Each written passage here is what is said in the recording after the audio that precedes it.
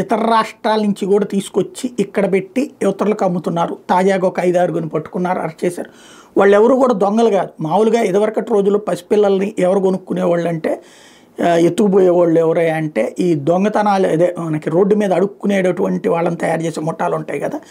ఈ పిల్లల్ని ఎక్కడైతే ఎయిర్పోర్టుల దగ్గర కాదు కానీ బస్ స్టాండ్లు, రైల్వే స్టేషన్ల దగ్గర అట్లా వదిలేసి తమ పని తాము చూసుకునే తల్లిదండ్రులు అటు ఉండగా అప్రమత్తంగా లేనప్పుడు ఈ పిల్లల్ని ఎత్తుకుపోవడం, వాళ్ళ కాలు ఇరిచేసి, చెయ్యి ఇరిచేసి, కళ్ళల్లో సీసం పోసి, చెవుల్లో సీసం పోసి వాళ్ళని అంగవికలుగా చూపించి వాళ్ళ పరిస్థితి ఎట్లా ఉందంటూ అడుక్కునేటటువంటి దారుణమైన పని ఇదివరకు ఉండేది. అది ఖచ్చితంగా నేరం. బట్ ఇవాళ రోజున పిల్లలకు సంబంధించి ఖర్చు పెట్టి బాగా చూసుకుందామని ప్రతి తల్లి తండ్రి కోరుకుంటున్నారు. ఎందుకని?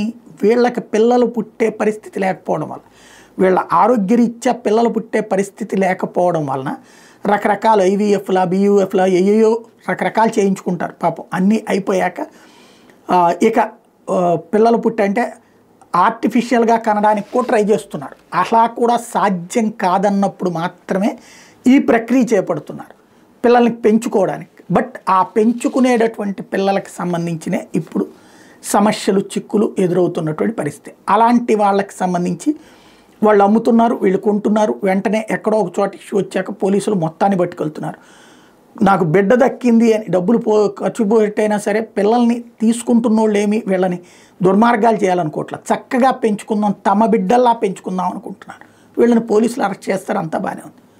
బట్ ఆ పిల్లల్ని అమ్మినటువంటి తల్లిదండ్రులు వాళ్ళ ఆర్థిక స్తోమత లేకనే అమ్ముతున్నారు. ఈ కొన్నటువంటి తల్లిదండ్రులు ఆ పిల్లల్ని బాగా చూసుకోవాలనినే చేస్తున్నారు. ఇద్దరి ఇంటెన్షన్లోనూ ఎక్కడా లోపం లేదు. బట్ చట్ట ప్రకారం ఇది నేరంగా ఉంది కాబట్టి సమస్య ఎదురవుతుంది. పోనీ అలాగని దత్తత తీసుకుందాము అంటేనేమో దానికి 1,00,000 నిబంధనలు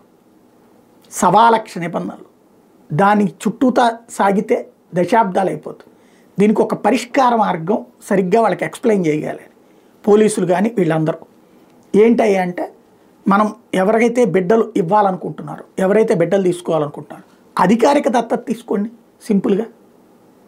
అప్పుడు అసలు ఎవడో ఒక ప్రాబ్లం ఉండదు. అలా కాకుండా ఇప్పుడు ఈ పిల్లల్ని రేపు పొద్దున్న తీసుకెళ్ళి ఏ శిశు సంరక్షణ గృహాల్లోనే పెడతారు. ఆ తర్వాత వాళ్ళు ఇస్తారు ఇట్లాగే వేరే తల్లిదండ్రులు. ఆ ఇచ్చేటప్పుడు ఇంకొంత డబ్బు ప్లస్ వాళ్ళ దగ్గర అంత ఉండాలి, ఇంత ఉండాలి, ఆ స్థాయి ఉండాలి, ఈ స్థాయి ఉండాలని చెప్పి లెక్కలు కడతారు. అందులో ఎక్కువ స్థాయి వాళ్ళకి ఫస్ట్ ప్రయారిటీ అన్నటువంటి నడుస్తుంది. అదే ఈ పరిస్థితి రాకుండా ఉండాలంటే ఇప్పుడు ఆ కొనుక్కునే అమ్మేటటువంటి వాళ్ళు ఎవరున్నారో ఆ తల్లికి ఈ తల్లిదండ్రులకి, ఆ తల్లిదండ్రులకి ఈ తల్లిదండ్రులకి మధ్యన ఓ దత్తత అగ్రిమెంట్ రాయించేసి ఇచ్చేస్తే అయిపోతుంది కదా. చట్టబద్ధంగా దత్తత తీసుకోవడం బెటర్ కదా, సంప్రదాయబద్ధంగా. అదేదో ఆలోచించుకుంటే బెటర్. లేదా దీనికోసం ఒక చట్టాలు రాష్ట్ర ప్రభుత్వాలు చేయడం బెటర్. అలా ఎవరైతే ఇస్తానంటారో వాళ్ళు డబ్బులు అనేటటువంటిది జరిగిపోతే సహజంగానే. కన్నాం కదమ్మా, ఖర్చు అయినాయి కదా అని వాళ్ళు, అదే సందర్భంలో వాళ్ళు కన్నారు వీళ్ళు ఖర్చు అవుతుందని చెప్పి మధ్యలో బ్రోకరు. అట్లాగే ఇక్కడ మనకి బిడ్డలు కావాలన్నటువంటి తల్లిదండ్రుల యొక్క ఆశ. ఈ ముగ్గురికి వీళ్ళేమో డబ్బులు కోల్పోతున్నారు, బట్ బిడ్డ కావాలనుకుంటున్నారు.